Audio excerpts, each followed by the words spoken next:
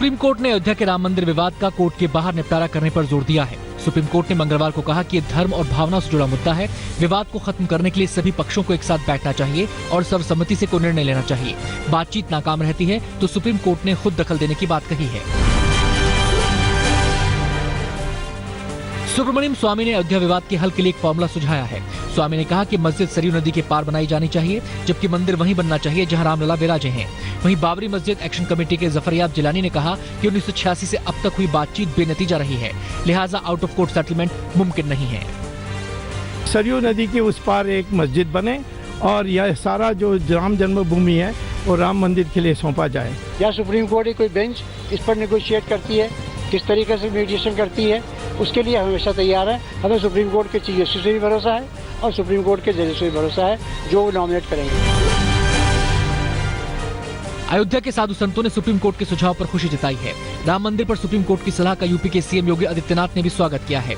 योगी ने कहा कि मंदिर मुद्दा सुलझाने के लिए हर तरह की मदद के लिए वो तैयार हैं। जो फैसला दिया है वह स्वागत योग्य है और मुझे लगता है कि जितना हो सकता था उतना बहुत ठोस फैसला दिया है। सुप्रीम कोर्ट के सुझाव ने एक बार फिर राजनीति को गर्म कर दिया है। सुप्रीम कोर्ट के सुझाव पर बीजेपी के वरिष्ठ नेता लालकृष्ण आडवाणी ने कहा है कि सभी पक्ष मिलकर हल निकालें तो बेहतर होगा। वहीं असदुद्दीन ओवैसी ने सुप्रीम कोर्ट की टिप्पणी पर सवाल खड़े किए हैं। दिलचस्पी लेकर के समस्या को सुलझाने की कोशिश करते रहे हैं, वे उसी आधार पर कोई न कोई रास्ता निकालते। बातचीत की जब बात हो रही है तो इससे पहले कई मर्तबा बातचीत हुई है और इससे कोई नतीजा नहीं निकला।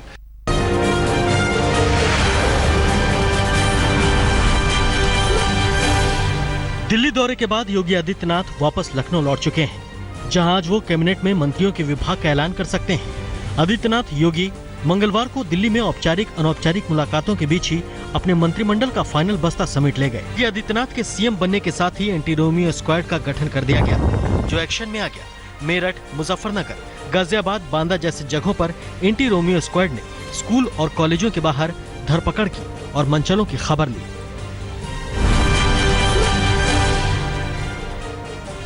योगी सरकार के आने के बाद गाजियाबाद से लेकर आजमगढ़ तक दर्जनों अवैध बुचड़खानों को सील किया जा रहा है। 2 दिनों के भीतर प्रदेश में अलग अलग जगहों पर दर्जनों अवैध बुचड़खानों को बंद करवा दिया गया है। विधानसभा चुनाव प्रचार के दौरान ही योगी आदित्यनाथ ने बुचड़खानों का मुद्दा उठाया था। योगी ने कहा था कि यूपी में बीजेपी की सरकार आने के बाद अवैध बुचड़खानों को बंद किया जाएगा। देवबंद एक बार फिर नाम की वजह से चर्चा में है। हाल ही में यहां से चुनाव जीते बीजेपी विधायक के समर्थकों ने धन्यवाद पोस्टर लगाए हैं, जिसमें देवबंद का नाम देववृंद लिखा गया है, जबकि अभी तक नाम बदलने को लेकर कोई आधिकारिक मुहर नहीं लगी है। विधायक ने इलाके में नाम बदलने को लेकर प्रस्ताव को विधानसभा में भी उठाने की बात कही थी, जिसे लेकर काफी हंगामा हुआ था।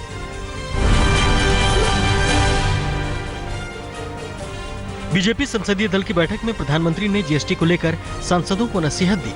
पीएम ने कहा कि इस बिल को वो खुद भी समझे और लोगों को भी समझाएं। बैठक में 6 अप्रैल को बीजेपी स्थापना दिवस मनाने का रोडमैप भी तैयार किया गया।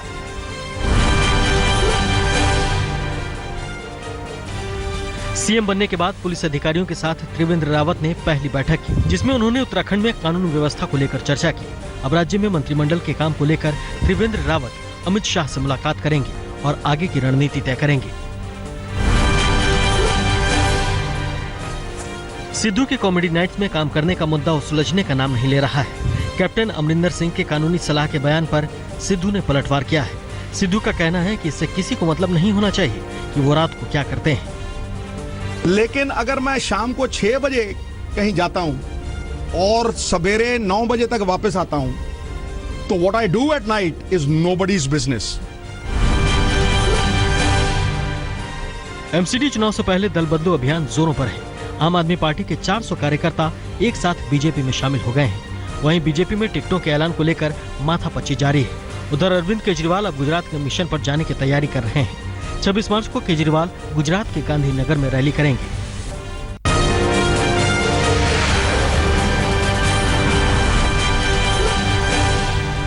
झारखंड के धनबाद में गैंगवॉर में पूर्व डिप्टी मेयर नीरज सिंह समेत 4 लोगों की बेरहमी से हत्या कर दी गई। बदमाशों ने तकरीबन 50 राउंड गोलियां चलाई।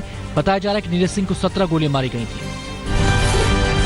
मुंबई में डॉक्टरों की हड़ताल से लोगों की मुश्किलें कम होने का नाम नहीं ले रही हैं। सामूहिक अवकाश पर महाराष्ट्र के जूनियर डॉक्टरों को बॉम्बे हाईकोर्ट ने फटकार लगाई है। डॉक्टरों की याचिका पर आज बॉम्बे हाईकोर्ट सुनवाई करेगा। अदालत ने डॉक्टरों को फौरन ड्यूटी पर लौटने के आदेश दिए हैं। राजकोट में एक मां ने अपनी 10 महीने की बच्ची के पेट में पहले छुरा घोंपा और फिर गला दबाकर हत्या कर दी, जिसके बाद मां ने खुद को पंखे से लटकाकर खुदकुशी कर दी। महिला की 3 साल पहले शादी हुई थी। हत्या की वजहों का खुलासा नहीं हो सका है।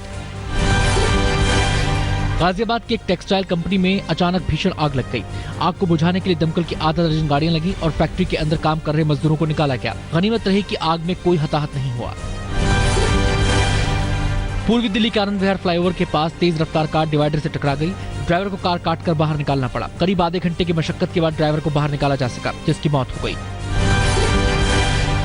कानपुर में 9 दिनों से अपने साथ छेड़छाड़ और मारपीट की फरियाद लिए 2 लड़कियों ने योगी के ट्विटर पर शिकायत की, जिसके बाद खुद एसपी और सीओ ने लड़की को थाने बुलाकर शिकायत दर्ज की है।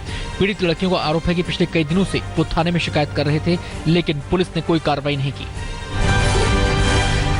दिल्ली के जैतपुर इलाके में एक शख्स ने महिला की चाकुओं से गोदकर बड़ी ही बेरहमी से हत्या कर दी। महिला की हत्या करने वाले शख्स ने महिला को सड़क पर दौड़ाते हुए कई बार उस पर चाकुओं से हमला किया। जब महिला के बेटे ने बचाने की कोशिश की तो उस पर भी चाकुओं से हमला बोल दिया। बाद में लोगों ने पकड़कर उसे पुलिस के हवाले कर दिया। हत्या की वजह पैसे का लेन देन बताई जा रही है। मुंबई के मरीन ड्राइव में तेज रफ्तार जगुआर ने बाइक को टक्कर मारी। हादसे में एक महिला समेत 4 लोग गंभीर रूप से घायल हो गए। घायलों को ब्रीज कैंडी अस्पताल में भर्ती कराया गया है।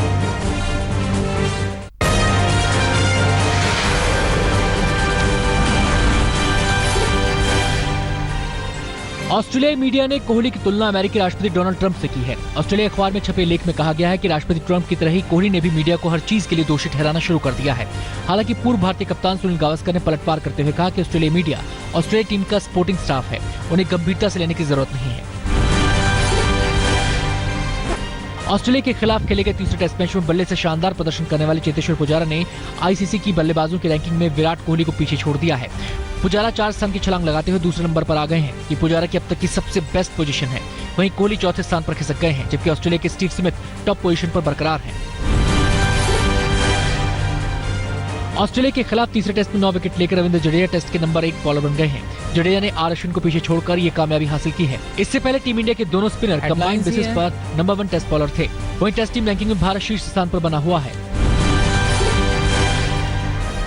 पाकिस्तान सरकार ने कथित रूप से स्पॉट फिक्सिंग में लिप्त 5 क्रिकेटरों को देश छोड़ने से प्रतिबंधित कर दिया है। पाकिस्तान क्रिकेट बोर्ड ने हाल ही में पाकिस्तान सुपर लीग के दौरान फिक्सिंग मामले में 5 खिलाड़ियों को निलंबित किया था। शाहजल खान, खालिद लतीफ, मोहम्मद इरफान, शाहजेब हसन और नासिर जमशेद को क्रिकेट के किसी भी प्रारूप में खेलने से अस्थायी रूप से सस्पेंड किया गया है। बॉलीवुड की एक्ट्रेस में से सबसे ज्यादा टैक्स भरने के मामले में सलमान खान इस साल टॉप पर रहे। सलमान खान 44 करोड़ 50 लाख रुपए का एडवांस टैक्स भरने के बाद एक बार फिर से बॉलीवुड के सुल्तान बन गए। सलमान ने पिछले फाइनेंशियल ईयर में 32 करोड़ 20 लाख रुपए का टैक्स दिया था। इससे पता चलता है कि सलमान की इनकम में पूरे 39% की बढ़ोतरी हुई है। अक्षय कुमार ने 29 करोड़ 50 लाख रुपए का टैक्स भरने के बाद दूसरी पोजीशन हासिल की। वहीं ऋतिक रोशन ने 25 करोड़ 50 लाख रुपए का एडवांस टैक्स चुकाया। कॉमेडियन कपिल शर्मा ने भी पिछले फाइनेंशियल ईयर में 7.5 करोड़ रुपए का एडवांस टैक्स भरा। आंकड़े बताते हैं कि पिछले 1 साल में कपिल की कमाई में पूरे 206% की बढ़ोतरी हुई है। करण जौहर इकलौते बॉलीवुड के ऐसे डायरेक्टर हैं जिनका नाम एडवांस टैक्स भरने की लिस्ट में टॉप 10 में शामिल हुआ। पनामा पेपर्स में नाम आने के बाद शाहरुख खान, अमिताभ बच्चन और ऐश्वर्या राय का नाम इस लिस्ट में नहीं दिखा।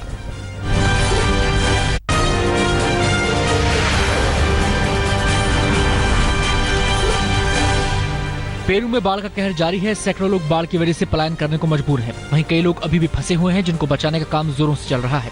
आंकड़ों के मुताबिक 78 लोगों की बाढ़ की वजह से मौत हो चुकी है। वहीं 1 लाख से ज्यादा लोग बेघर हुए हैं। सोमालिया की राजधानी मोगादिशु में विस्फोटकों से लदी कार में विस्फोट हो गया, जिसमें कम से कम 5 लोगों की मौत हो गई। ये विस्फोट राष्ट्रपति महल के पास की जांच चौकी पर हुआ। विस्फोट उस वक्त हुआ जब सोमालिया के नए प्रधानमंत्री ने अपनी सरकार की योजना का खाका पेश किया। कार एक फिदायीन हमलावर चला रहा था। मरने वालों में सैनिक और आम नागरिक शामिल हैं। अमेरिका के बाद ब्रिटेन ने 6 मुस्लिम बहुल देशों से आने वाली सवारी विमानों पर लैपटॉप लाने पर रोक लगा दी है। ब्रिटेन की तरफ से जारी ये प्रतिबंध 14 एयरलाइंस पर लागू होगा जो सीधे मुस्लिम बहुल देशों से आती हैं। इनमें तुर्की, लेबनान, जॉर्डन, इजिप्ट, ट्यूनीशिया और सऊदी अरब शामिल हैं।